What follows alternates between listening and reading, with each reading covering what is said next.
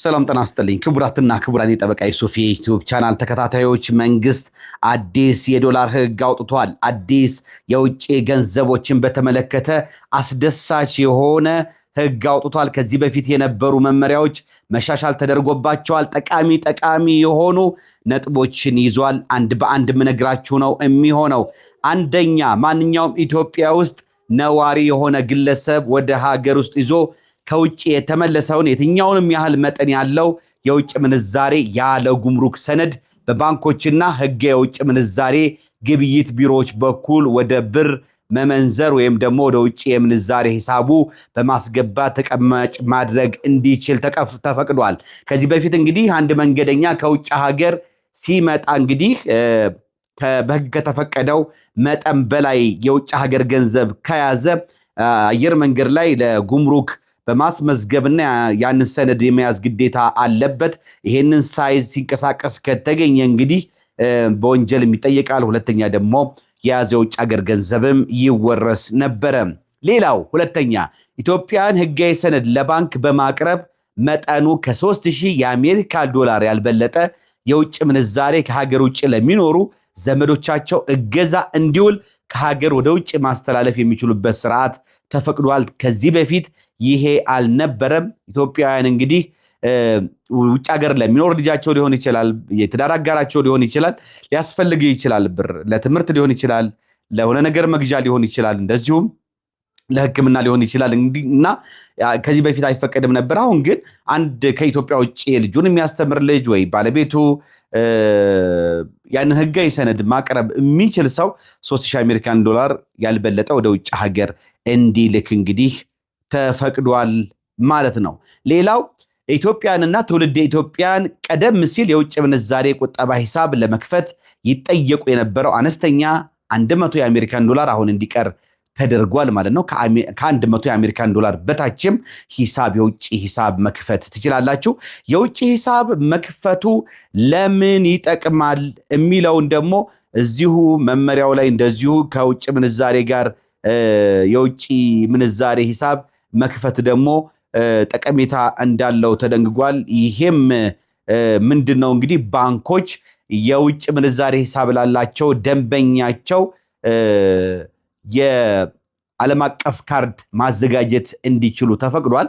ይሄንን እንግዲህ ባንኮች የውጭ ምንዛሬ ሂሳብ ላላቸው ደንበኞቻቸው ለውጭ ሀገር ክፍያ ኤሌክትሮኒክስ ግብይትን ጨምሮ የሚያገለግል ዓለም አቀፍ ካርድ ማዘጋጀት እንዲችሉ ነው የተፈቀደላቸው። ይሄ እንግዲህ ከውጭ ሀገር ዕቃ ለምትገዙ የውጭ ሀገር ክፍያዎችን ለምከፍሉ ትልቅ እፎይታ ነው።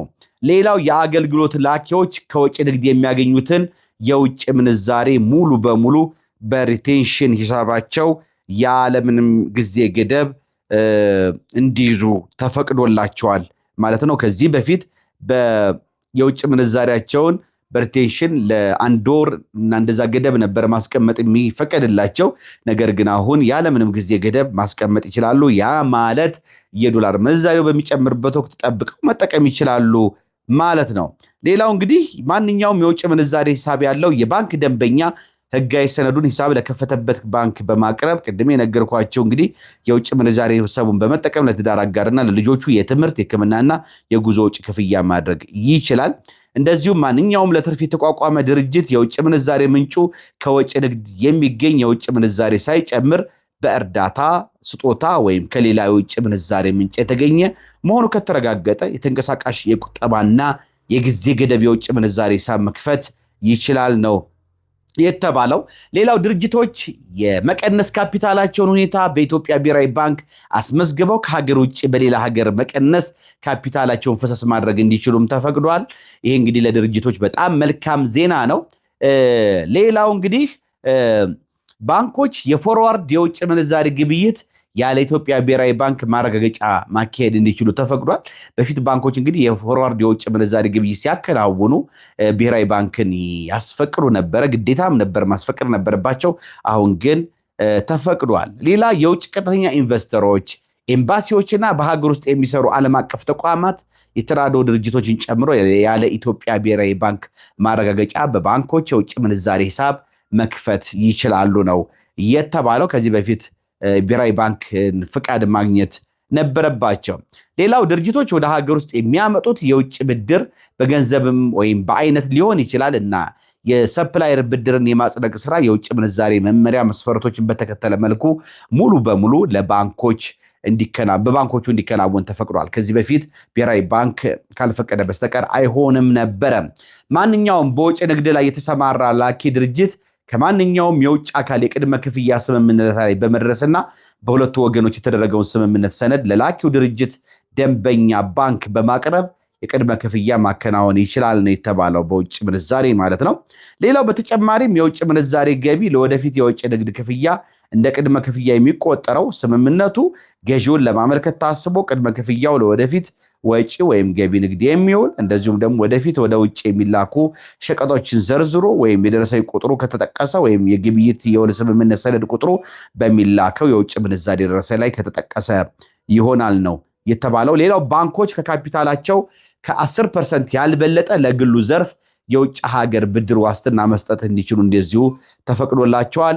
ባንኮች የውጭ ተቋም በሚሰጠው የማረጋገጫ ደብዳቤና ደንበኛው በሚያቀርበው ጥያቄ ላይ በመመሰረት በአንድ ጉዳይ እስከ 20,000 የአሜሪካን ዶላር ወይም ከተመጣጣኝ የሌላ ሀገር ገንዘብ ያልበለጠ የውጭ ምንዛሬ ለሕክምናና ለትምህርት ያለ ቪዛና አውሮፕላን ቲኬት ቅድመ ክፍያ ማከናወን ይችላሉ የተባለው ከዚህ በፊት እንግዲህ በተለይ ለውጭ ሀገር ሕክምና ለከባድ ሕክምና የሚሄዱ ሰዎች ዶላር ማግኘት በጣም ከባድ ፈተና ነው። ለትምህርትም እንደዚሁ በተለይ ለሕክምና ውጭ ሀገር የሚኖር ይሄ የብላክ ማርኬቱን ወይም ደግሞ የጥቁር ገበያውን በመጠቀም ነበር ሰዎች ክፍያዎችን የሚከፍሉት። አሁን ግን እስከ 20,000 የአሜሪካን ዶላር ድረስ የውጭ ምንዛሬ እንዲፈቀድ ነው እንግዲህ በዚህ መመሪያ የተፈቀደው።